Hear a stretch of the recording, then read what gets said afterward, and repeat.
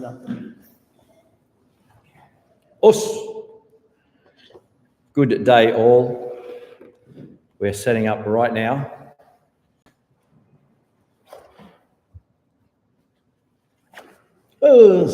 Thanks for coming, guys.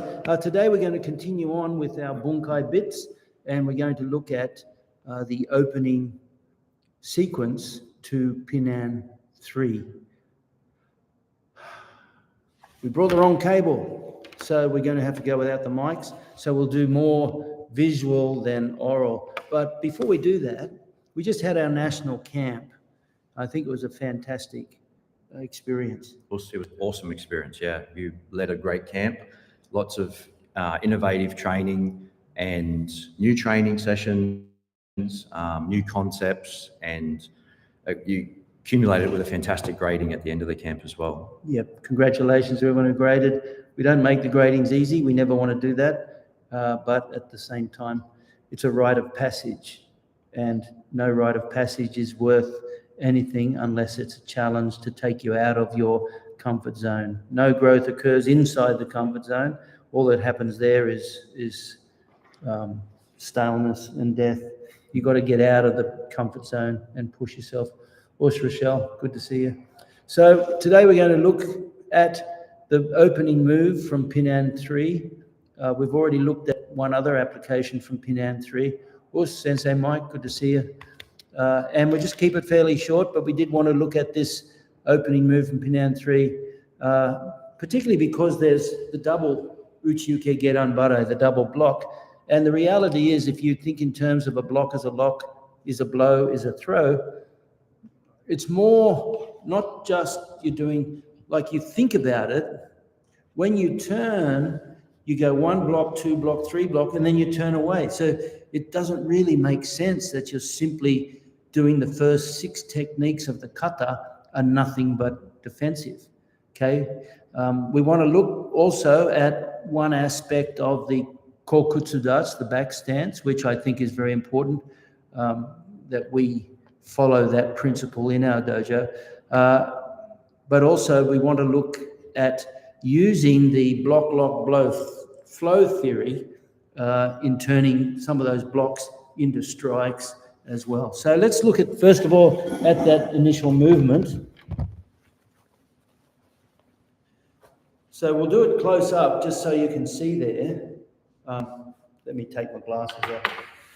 So I'm going to start here.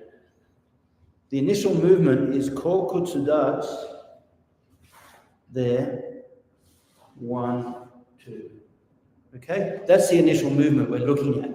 And for all intents and purposes, it's probably one of those movements that non-karate people look at and go, this is why karate is so stupid. What the heck is that? It doesn't make sense. Okay, we're here, we step, 1, 2, 3.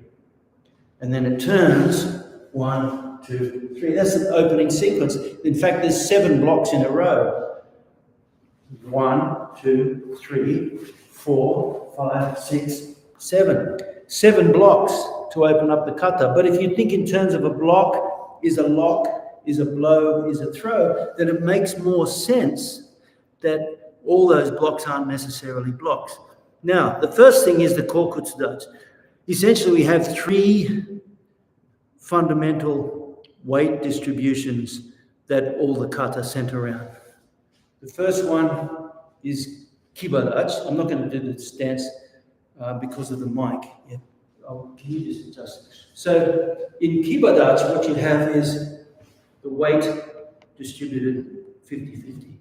Zenkotsudachi, the weight moves slightly to the front, like that. And then kokutsudachi, the weight moves back. Now, if in the process of defense, I simply step into kokutsudachi, it doesn't make sense. So if I say to Mitch, if Mitch comes and, so if Mitch just simply walks towards me, and as he does that, I turn into kokutsudachi. Keep your arm on, and just walk towards me, and I walk into kokutsudachi, I just fall over. You literally fall over.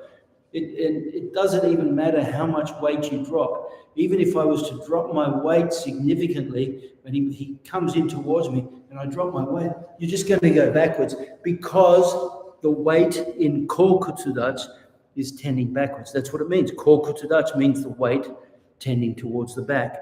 On the other hand, if I have this idea that when I turn into Kokutsu, and I'll change the screen in a sec, but when I turn into Kokutsu, I actually rotate with my weight forward first and then step back. Well, then it changes everything dramatically. So now, as Mitch comes in, there, see that? I push there. My weight's on the front leg, not the back leg. Here, rather than go, it's done, Ross. Rather than do that, what I'll do is as he comes, I'll push here. See, my weight goes to that leg, and now as he keeps coming in, I go back. Now it makes more sense. I have inside control. Okay, so, and we're doing this backwards and forwards, mainly because I forgot the microphones. So, let's look at the possible interpretations of that. As the person comes in, and remember,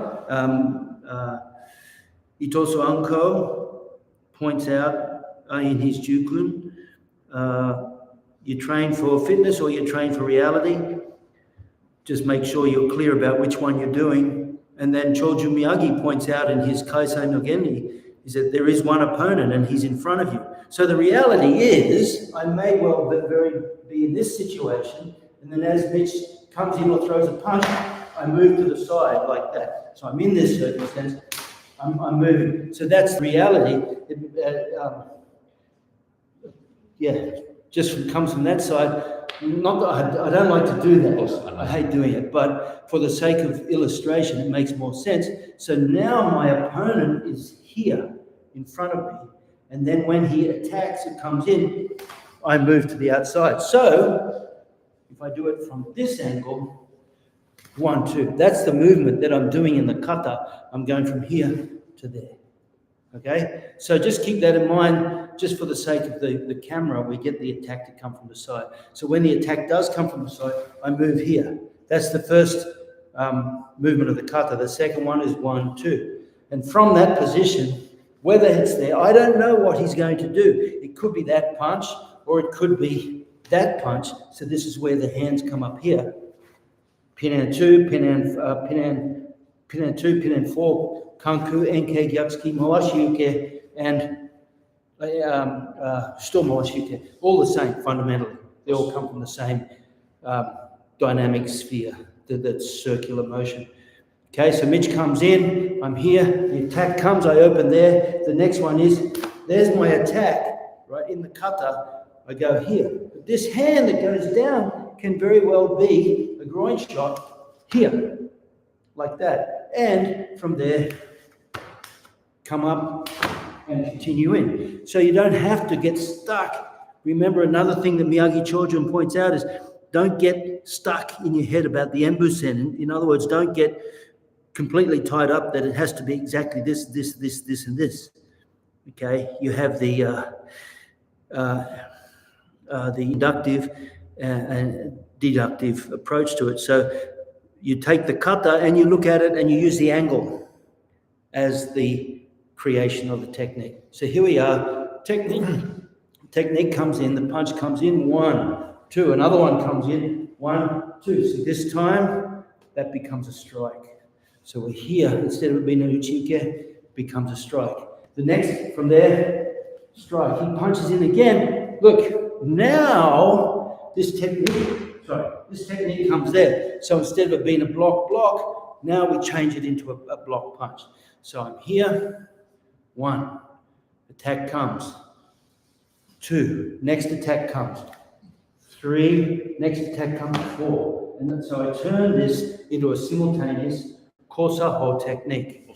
There, like this. Instead of going uchiuke gerambarai, I now go uchiuke chudansuki, like that. Mitch's body is so hard, he has muscles of steel. I've actually hurt my hand. I wish. Okay, so we have this movement. So it makes a lot of sense in that you use that simultaneous technique, not just for 2 blocks, but also block strike, or even here, this one is a block down, that can be a back fist there. So the punch comes here. See this? There, sorry, like that. So instead of going 1-2 with the block, now I'm going 1-2 with the strike. Now the other technique comes, and I go there again with the strike, and continue on like that. So what we're emphasizing today is that initial motion. First of all, you can't go from a centered position to a kokutsu position without having first dealt with the incoming force. Okay, if Mitch was to move in, right now we're doing everything slow. Mitch does that because I'm old and Grand Miser and he doesn't want to hurt me. Okay, but if he was to come in fairly quickly and I was to go, I'm just going to get bowled over. And even that is slow. So what I have to do is, if he does come in, as he comes in really fast, boom, I've got to head in and I've got to meet that force. This is sen no sen, when Musashi talks about preemptive, simultaneous, and counter-fighting. Sen no sen, this is a simultaneous thing. As the opponent comes in on you, boom, I need to take the initiative and move in to stop or forestall, as Musashi calls it, forestall his forward momentum. Okay, so I'm here like this, the power comes in, boom, I need to step forward, then I can step back. Comes in, boom, there, like this. You've got these simultaneous movements. I know it's all staccato, but the reality is, like also said, there is no pause, there is no flow. So, just to finish off, once again, we're in this position, we step forward, kokutsu, punch comes, there's my first hit, it can be hit here or hit there, and there's my second punch, it can be hit there, hit there. The point of the exercise is to think in terms of kosaho, or simultaneous technique. You've got uchi-uke gedan-barai, but in actual fact, it can be uchi-uke punch. It can be gedan-barai punch. It can be gedan-barai palm heel. It can be gedan-barai back fist. Tetsui. It doesn't matter. Just think about it so that you have an intelligent, simultaneous approach to it. Mark, nice to see you, man. It was good to see you back. Yes, indeed. Senpai Al, we were away for a while there. Craig, nice to see you. Peter, thanks for coming along. Golden rule from old times when studying kata, it's principle before technique. There you go. And Mike Clark, as you know, is a very highly ranked Goju instructor, leader in his field. Oh, by the way, Mike, the other day, we were flicking through some of the old... Australasian Fighting Arts magazines. And a lot of your articles were there. Sian was pointing them out. Sian Peter Collis, we went to his place for dinner, and he had these fantastic old Australasian Fighting Arts magazines, and there were a bunch of your articles in there, so it was great to look at them. And we were looking at tournament results, and I said to Mitch, if we look through these, I guarantee you're going to find articles by Mike. And we didn't just find articles. They were just full of really good articles. So, they were good old days, good times. Greetings from the snow on Mount Whakapapa. Oh, very cool. Chris is in New Zealand. Yeah, when we were there was no snow. That's great, Chrissy. Yes, and as Sensei Mike says, golden rule of old times when studying kata, it's principle before technique. Okay, so we have that keneki-ho and eneki-ho, the deductive or inductive. So you look at the technique and it creates a scenario, or you look at the scenario and the technique comes out of that. And what Sensei Mike's there is saying is principle before technique. You can't get caught up with the embusen. In other words, the embusen is the form of the kata. It's the line of the kata. Most people see embusen as the line of performance, but in actual fact, it's not just the line of performance. It's also the flow of techniques and the exact technique you use. And like Sensei Mike says, the technique is almost secondary, if not it is secondary, to the principle of the movement. And I think that's what we're trying to express here in these first 3 movements, and by extrapolation, the next 3 movements going the other side, where you have 3 blocks in a row. In actual fact, that uchi-uke comes from this position and out. You use that to stop your opponent's forward progress. There's the first block. And then you have simultaneous block and strike to make it work. Us. Yes, that's true, Marco. And the other thing too about Marco just said, it's important to use mai when an opponent confronts you at an angle. Yeah, I mean, mai really, we always talk about, being 1 foot in front of the blade, you're in hell, 2 foot forward, you're in heaven again. And that's just a really poetic way to describe the control of mai, or distance. But anyway, if you've got any questions, let us know. I think that's what we wanted to focus on today. I'm sorry we forgot the microphone, but anyway, that particular... Does that simultaneous kosa hold technique as well in Geksai? Is it Geksai Sho? So if we can look briefly at that, it's the same principle in that from the Kata, it goes there like this, that double motion, okay? 1. And most people, sometimes they even teach it like that, which is fine. It may very well be a hidden technique. You come in and go there. You go there. But if you think in terms of being realistic, if Mitch was to come in at this point and throw the technique, there's the exact same technique. See that? Here. Go the other way. Here or here. See that? There. Well, you turn this into a block, and now you have simultaneous. There, like that. So it's exactly the same principle from Geksai Sho. Technique comes in there. And that can be a block, or it can also be just a tetsui there. So that's the exact technique from that kata. Yeah, come a little closer, the punch comes in there like that. I don't even have to turn the hand over. I can actually hit the technique. Hit the attacking limb to damage it, and that's a very common thing as well. Kenwa Babuni, founder of Shitoryu, also said that when you change direction in a kata, that should be seen as you changing angles in relation to their attack. I mean, that's so true. I think there's a real renaissance going on, or not so much a renaissance, a genesis, a rebirth, the new genesis. That's also talked about in Kyokushin, in that for right up until perhaps the 90s, the focus was on tournament fighting.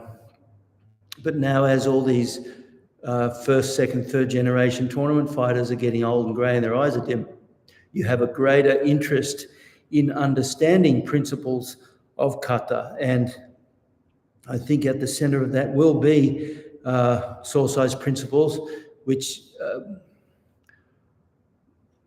for all intents and purposes are not necessarily original to Sosai, but what he did is he took them out to the world. The waza no kankyu, iki no chosei, chikara no kyojaku, waza no kankyu, the timing technique, chikara no kyojaku is the points of power stress, and iki no chosei is the breath control, or as Funakoshi Gichin had it written in his book, the expansion and contraction of the body. And these principles give a foundation to a lot of the techniques that we see, and people are becoming more and more interested now, because when you move away from tournaments, you start to have an opportunity to experiment with the kata and use the kata technique in more realistic situations. Or smack, or so anyway, I hope you got something out of that. The most important thing we want to express is the simultaneous movements. Even if it's two blocks, one is a punch, one is a hit, simultaneous, one block, one punch. It's called kosaho. In that too, Shian, I've seen Coach Eric Paulson, if you look at his things, striking techniques online, and in boxing as well, there's a lot of it that you see in glove sports as well. And I've seen Eric Paulson do a lot of that type of technique in the videos when he, I think he does work with dynamic striking, it might be called, in his instructionals. It's really interesting to see. Yeah, indeed. And with Coach Eric Paulson, who's one of my most important mentors in my life, quite often when you see gloved sports like that, the head movement becomes the defense.